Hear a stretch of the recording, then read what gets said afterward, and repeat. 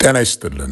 የአቶ ጌታቸው ረዳ የአልጀዚራ ቃለ ምልልስ ትኩረት ሳቢነቱ እንደቀጠለ ነው። በኢትዮጵያ ውስጥ በትግራይ ክልል ጄኖሳይድ መፈጸሙን በዓለም አቀፍ ሚዲያ የተናገሩ የመጀመሪያው የፌዴራል መንግስት ሹም ሆነዋል ጌታቸው። የጠቅላይ ሚኒስትሩ አማካሪ ይህንን በማያጠራጥር ቋንቋ ገልጸውታል። አንድ ነፍስ ያለው የመንግስት አቋም ይዞ የሚከራከር ግለሰብ እንኳን ዓለም ሚዲያ ፊት ለሻይ ቡና ወሬም የሚረባ መከራከሪያ ያለው ፖለቲከኛ ማቅረብ የማይችለው ብልጽግና ጌታቸው ረዳን አልጀዚራ ላይ ልኮ ወንጀሉ ጭቆናውና ክፋቱ እንዲነገርበት ሆኗል።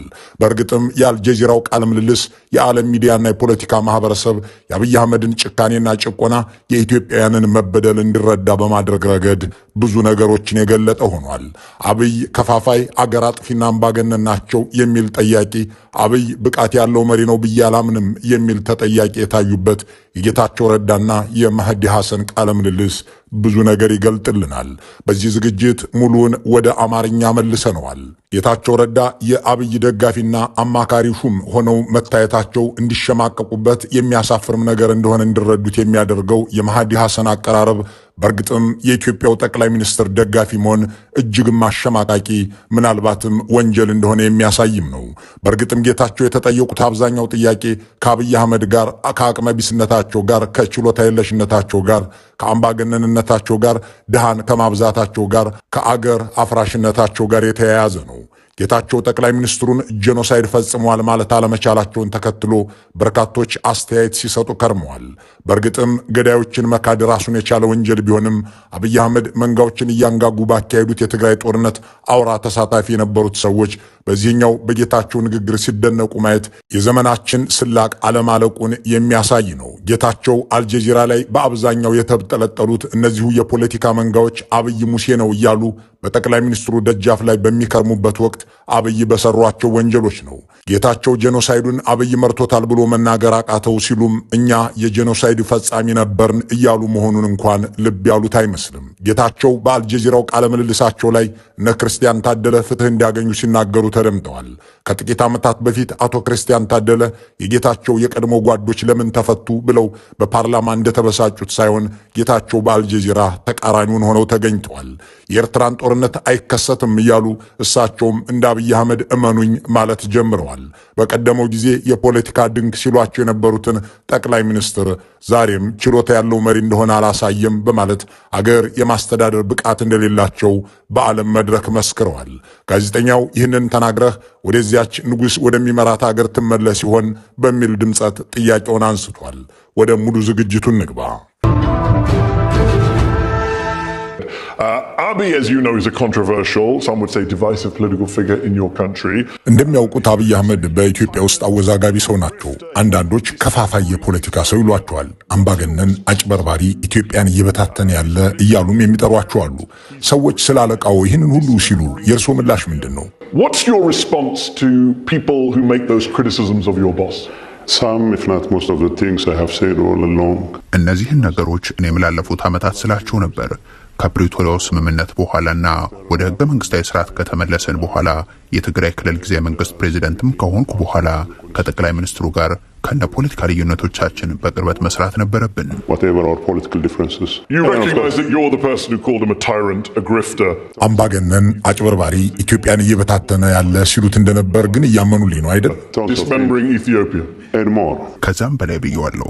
You actually accused him of committing the crime of crimes, genocide. በእርግጣው ከዚህም በላይ በትግራይ ህዝብ ላይ ጄኖሳይድ ፈጽመዋል ብለዋቸው ነበር ጠቅላይ ሚኒስትሩን። አብይ አህመድ እርሶን በድሮን ሊገድሉ ሞክረዋል። እህቶን አግተው ወስደው አስረዋል።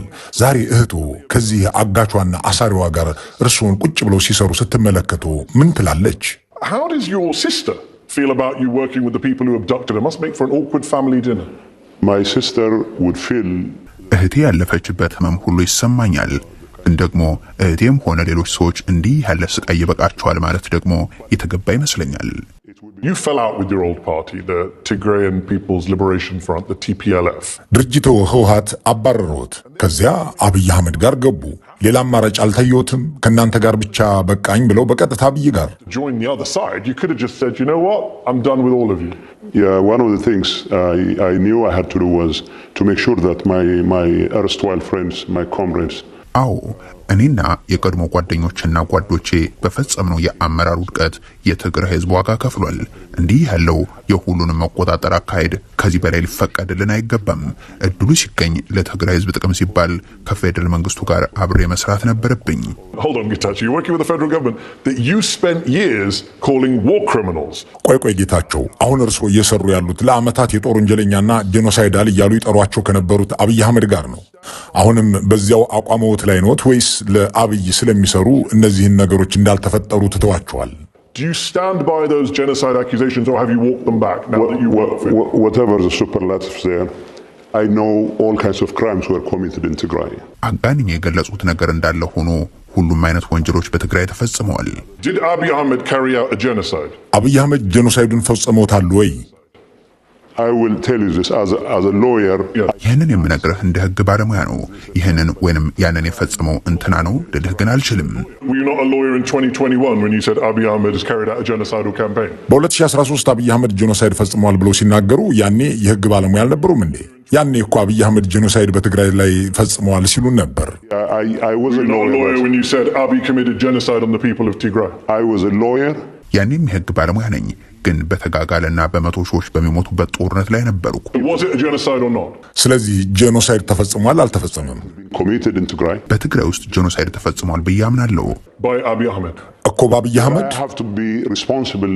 አሁን ለምናገራቸው ቃላት መጠንቀቅ አለብኝ። So you weren't responsible. ከዚህ በፊት የማይጠነቀቁ ነበሩ ማለት ነው? Ready to stand by. አሁን በአቋሜ ለመገኘት ዝግጁ ነኝ። Just to clarify for the audience watching, you still believe it was a genocide? ቆይ ግራ ገባኝ። ተመልካቾቼ ግልጽ ይሁንላችሁ። ጄኖሳይድ እንደተፈጸመ ያምናሉ፣ ግን አብይ ፈጽሞታል ብለው መናገር አይፈልጉም። እንደዛ ነው እያሉ ያሉት? You still believe it was a genocide, but you're not willing to say he did it. It was a genocide that just happened by itself. ታዲያ ጄኖሳይዱ ዝም ብሎ በራሱ ጊዜ ተፈጠረ? No, there were so many actors involved. አይደለም፣ በጦርነቱ በርካታ ተዋናያን ነበሩ። Was he one of them? እና እኮ አብይ አንዱ ነው። በትግራይ የተካሄደውን ጦርነት የመራው እኮ ጠቅላይ ሚኒስትር አብይ አህመድ ነው። Led by Prime Minister Abiy Ahmed himself. So he led the genocide. ስለዚህ ጄኖሳይዱን መርተውታል። በዚህ ደረጃ ነጥለን መጥራት አያስፈልገንም። That's why we invited you here to find out your...